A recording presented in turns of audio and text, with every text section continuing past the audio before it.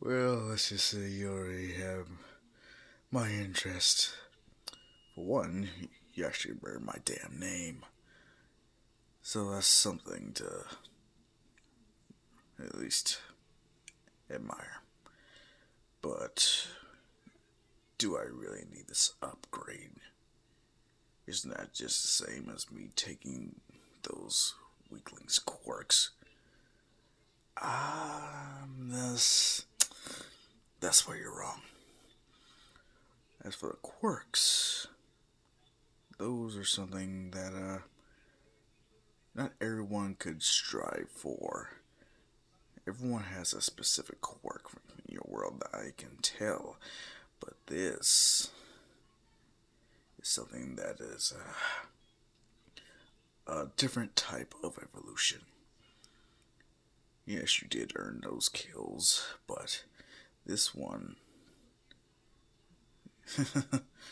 this kill, this Yaoja, he was one of the up and comers. He was newly blooded, and you killed him like.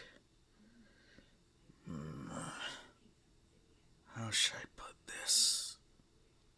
Doesn't matter. Do I need it?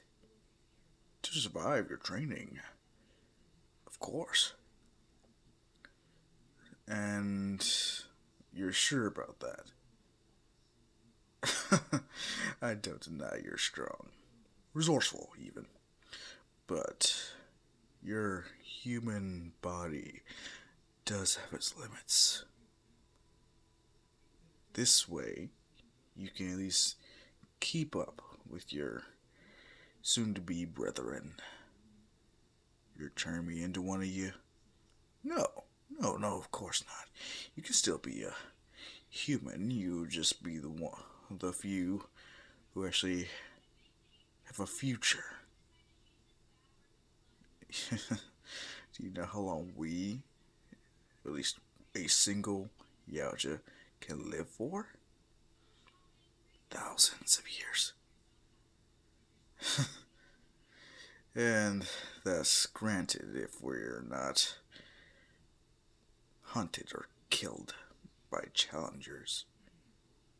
Hmm? I mean challengers. You see, we have clans, we have other factions and such. People like to rise above, try to take our rank, or gain our equipment. So they challenge us. If you challenge a elder or clan leader, you win. You get to be that next clan leader. Excuse you. Shut up, boy, and pay attention. But yes, if you win against the clan leader, you become the clan's leader. Unless you just don't want to, and you just want to test your strength. But then there's a power vacuum in which every lasting member or outside sources will vie for that role that you left open. Now, you, though you have killed, you are still unblooded. At least, you won't receive the same respect as one of us would. Especially a clan leader. So first, you must be trained, as well as kill certain prey. And does this prey have a name? Oh, but of course. We call them xenomorphs. And they have a very unique reproductive system. Do tell. Izuku does get the whole thing with the xenomorphs, especially when it comes to engineers. And Izuku's. What the hell? Civilizations. been pretty much living right above us. We didn't even notice. You can't blame your species. But, yes, we would like for you to join our clan. You'll be well taken care of. In fact, if you prove yourself well enough, you'll not only get your own ship, you'll be able to go wherever you like. You don't even have to hunt anymore if you don't want to. But we would like you to be of some use to the Yaoja people.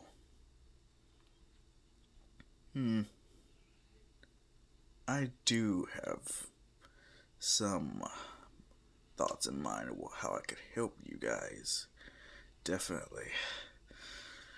But, how long is this gonna take? Well, Yaoja, once he or she comes of age, let's say around teens, they they gonna grow some intense training to the point where they're, you could say, ready to be tested, see if they're worthy of being blooded. Okay, so how long is that gonna take me? Depends. How long do you got until we deem you worthy? I'm really gonna need that Yaoja DNA, aren't I? Yes. Yes, you are. Fine. Very well. Let's go.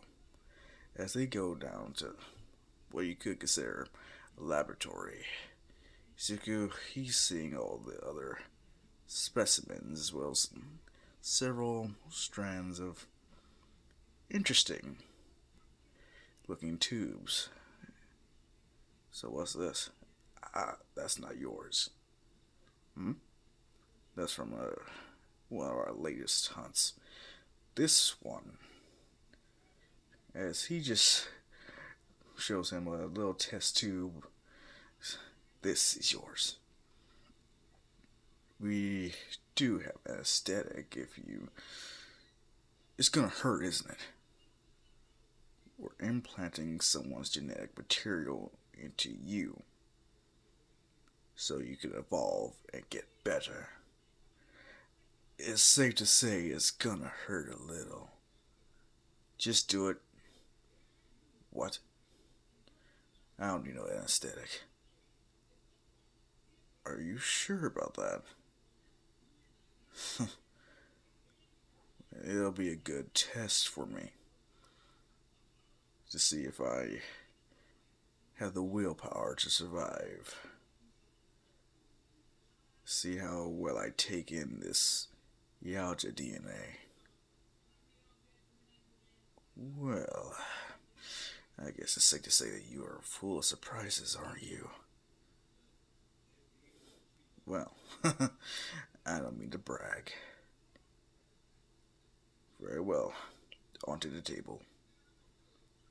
And which, as soon as Zuko does get injected, he feels it. The feeling of his body being technically rewritten to a certain extent, I can only say it does not tickle. He's convulsing. He's starting to foam at the mouth. His eyes are starting to shift from his regular green, emerald green type of hue to a more golden color, but faces in and out. As far as mandibles go, yeah, it wasn't that much of a sample for him to really extract from it. So, he does keep his more human-like appearance for now. And this happens over the span of 10 to 30 minutes. them pretty much waiting. Some of them even taking bets to see if he's going to survive it or not. He does. He feels taller. He always feels stronger, and his vision is a little different. He's taken to the Yajadine in a way that they didn't expect. Though he does seem to still have his regular emerald green eyes, it seems like he can actually shift them. Well, that could come in handy. What is it? Look at my eyes. I can see you guys in the regular and infrared. What? Oh, yeah. Oh, this is gonna be great. So what you're saying is one of our weaknesses, you technically can change that. Yep. As they're all looking at each other, they look at the leaders like, okay, you made the right choice recruiting this boy. Yep, I know. Yeah, that's right. Continue with the praise. Zuko's kind of like, huh? Wow, it's been a while since I really laughed this much. Really? Yeah. Hmm. Yes, I suppose it has been a while. What do you mean? Oh, we have been studying you. You have noticed that you are, at least were, the only quirkless human, correct? Yeah. Actually, yeah. Wait, what was with that? Hmm. Well, we could have had more quirkless people, but you piqued our interest. You see, with most of your population having these quirks, and the others being treated like garbage, they seem to, for lack of a better word, fallen into line of their oppressors. But you seem to want to change that, disrupt the status quo, as you could say.